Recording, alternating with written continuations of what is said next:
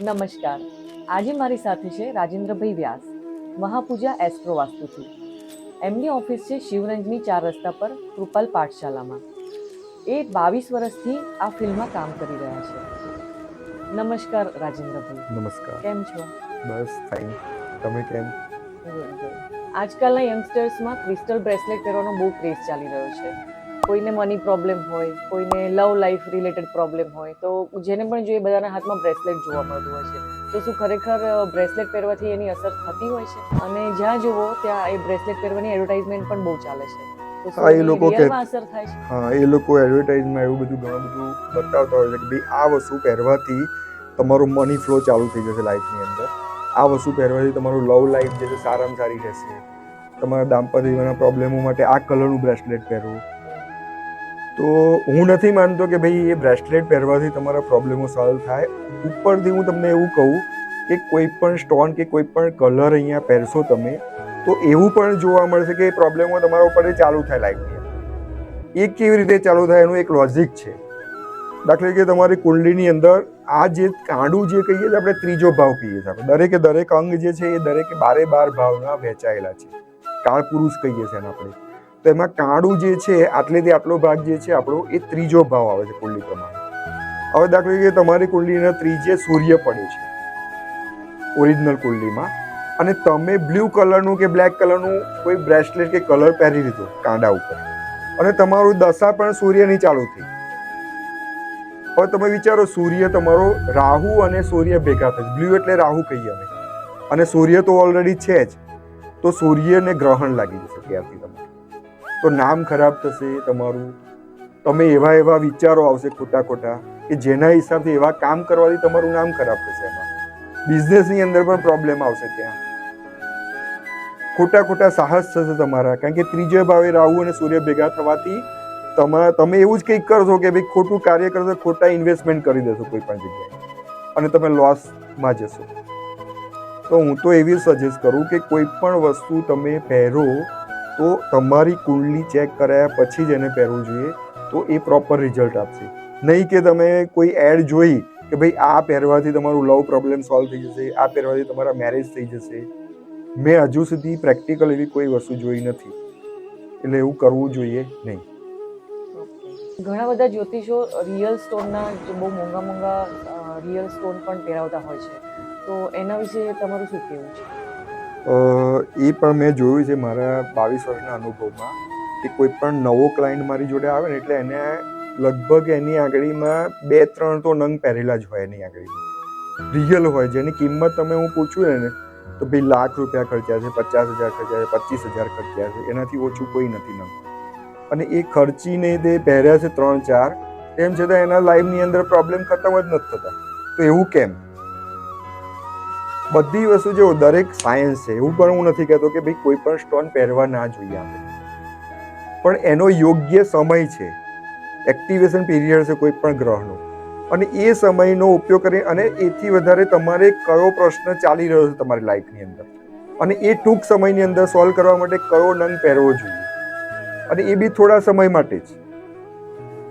પણ આજકાલ મેં જોયું કે દરેકે દરેક કોઈ પણ એસ્ટ્રોલોજરના ત્યાં જશો તમે તો એકાદો નંગ તો તમને પહેરાઈ જ દેશે બેવડાઈને કે ભાઈ આમ છે ને તેમ છે ને, તમારે આવું તો કરવું જ પડશે, આ નંગ તો પહેરવો જ પડશે. બરાબર. અમુક જણના ધંધા એસ્ટ્રોલોજરના એ રીતે જ ચાલતા હોય છે કે તમે એના ત્યાં જાઓ એક વખત બતાવવા એટલે તમને બોટલમાં ઉતારી જ દે નંગમાં, 25,000નો નંગ બટકારી જ દે તમને.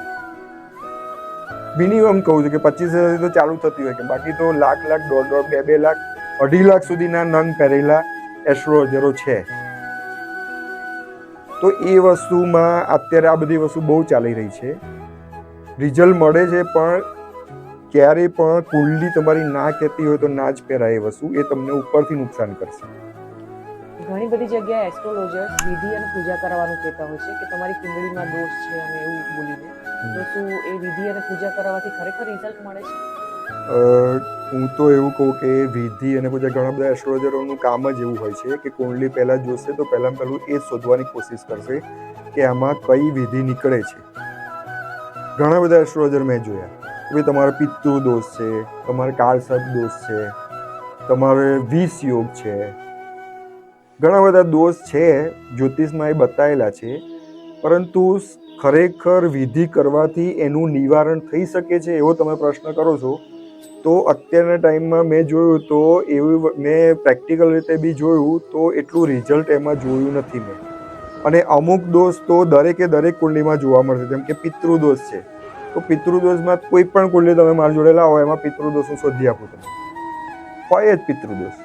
મોટા મોટા ઉદ્યોગપતિ બી જુઓ તમે, એમની કુંડલીની અંદર પણ પિતૃદોષ છે, કાળસર્પ દોષ છે, હોય જ. એ અમુક વસ્તુ જે છે એ તો દરેકની કુંડલીમાં શોધવી હશે તો મળશે, શોધશો. તો એ જરૂરી નથી કે ભાઈ એની વિધિ કરાવવી જ પડે, એવું જરૂરી નથી. એમાં સામાન્ય ઉપાય જે છે એના એ કરવાથી પણ એમાં રિઝલ્ટ તો મળે જ છે.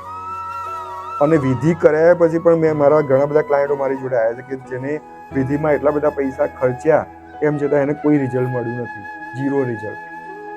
અને મેં ખાલી સામાન્ય ઉપાય બી આપ્યો હશે, એ ઉપાય કરવા પછી એનું સક્સેસ છે દરેક જગ્યાએ. તો આ પ્રેક્ટિકલ અનુભવ છે આ બધા. તો વિધિ કરવાથી સક્સેસ મળશે જ એવું જરૂરી નથી. તો નવી પ્રોપર્ટી લેતા પહેલા વાસ્તુની કઈ 3 વસ્તુ ખાસ ધ્યાનમાં રાખવી જોઈએ? નવી પ્રોપર્ટી જ્યારે લો તમે ત્યારે વાસ્તુશાસ્ત્ર પ્રમાણે સૌથી પહેલું તો એની જમીન જે છે, પ્લોટ છે, એની એનર્જી માપવી જોઈએ. સૌથી પહેલું એ. સેકન્ડમાં જ્યારે બિલ્ડ કરો તમે ત્યારે ઘરની દિશા એટલે કે મેઇન એન્ટ્રી જે છે તમારી એ ચેક કરવાની. સેકન્ડમાં બેઝિક વસ્તુ જે છે કે ભાઈ ઈશાનની અંદર ટોયલેટ ના હોવું જોઈએ બિલકુલ. એ પ્રમાણે રસોડું જે છે એ કયા ડાયરેક્શનમાં છે, આ બેઝિક વસ્તુ જે છે એ મેઇન પ્રાયોરિટી ચેક કરવું જોઈએ. દરવાજો જે છે મેઇન છે. વાસ્તુ પ્રમાણે કઈ દિશામાં પૈસા મૂકવાથી પૈસામાં વધારો થાય છે? વાસ્તુશાસ્ત્ર પ્રમાણે પૈસા મૂકવાની યોગ્ય જગ્યા જે છે એ સાઉથ વેસ્ટ છે, વેસ્ટ ઓફ સાઉથ વેસ્ટ છે અને વેસ્ટ છે. આ 3 જગ્યાએ તમે જો તિજોરી તમારી રાખશો તો પૈસામાં વધારો થશે. સાથે સાથે એ બી કહું કે ચલો ભાઈ પૈસા મૂકે છે પણ એ પૈસો તમારા ઘરથી ખોટી જગ્યાએ, જેમ કે હોસ્પિટલના ખર્ચા કે બીજા કોઈ કોર્ટ કચેરીના ખર્ચા, એમાં તો નહીં જ વપરાય. એટલે બચત તો થશે જ ત્યાં. એટલા માટે વાસ્તુશાસ્ત્ર પ્રમાણે વેસ્ટ છે, સાઉથ વેસ્ટ છે, વેસ્ટ ઓફ સાઉથ વેસ્ટ, બંને વચ્ચેની જે દિશા છે ત્યાં તમારી તિજોરી રાખવી જોઈએ. વ્યુઅર્સ માટે એવી કઈ 3 વાસ્તુ ટિપ્સ આપશો જે એમને ટોપ પર પહોંચાડી શકે? હા, ચલો કોઈને અત્યારે વાસ્તુ કરાવવું નથી અને એને લગભગ 30-40% પણ ફરક જોઈએ છે, એની ઘરની અંદર દોષ છે કે નહીં આપણે જોવું જ નથી. તો એના માટેની હું ટિપ્સ આપું. સૌથી પહેલું તો ઈશાન ખૂણો ઘરનો છે એ ક્લીન કરી દો, સૌથી પહેલી ટિપ્સ. ત્યાં ગંદકી ના રાખો અને દરરોજે એને ક્લીન કરતા રહો. સેકન્ડની એ હું કહું તમને ટિપ્સ કે ઘરની અંદર સવારે ને સાંજ કપૂર જલાવો. અત્યારે તો પેલું ઇલેક્ટ્રિકનું આવ્યું છે, એની અંદર કપૂર મૂકો તો એની સ્મેલ ધીરે ધીરે સ્પ્રેડ થશે આખા ઘરની અંદર. તો એ પણ તમારે ઘરની અંદર જે નેગેટિવિટી જે છે એ ખતમ કરશે. અને 3rd નંબરમાં તમે જે પોતું કરો છો આખા ઘરની અંદર, એમાં અઠવાડિયામાં 1 દિવસ એવો રાખવો કે એમાં સમુદ્રી નમક કે દેશી નમક જે કંઈ નમક મળે તમને એમાં થોડું નમક નાખી અને પછી પોછું કરો આખા ઘરની અંદર. એ દિવસ પૂરતું જ નમકથી જ પોતું કરો, બીજી કોઈ એસિડ કે લિક્વિડનો ઉપયોગ ના કરશો તમે. તો આ વસ્તુ ખાલી 3 વસ્તુ કરવાથી પણ 40% તો તમારું વાસ્તુમાં દોષ હશે, નેગેટિવ ઉર્જા હશે તો એ ખતમ થતી જશે.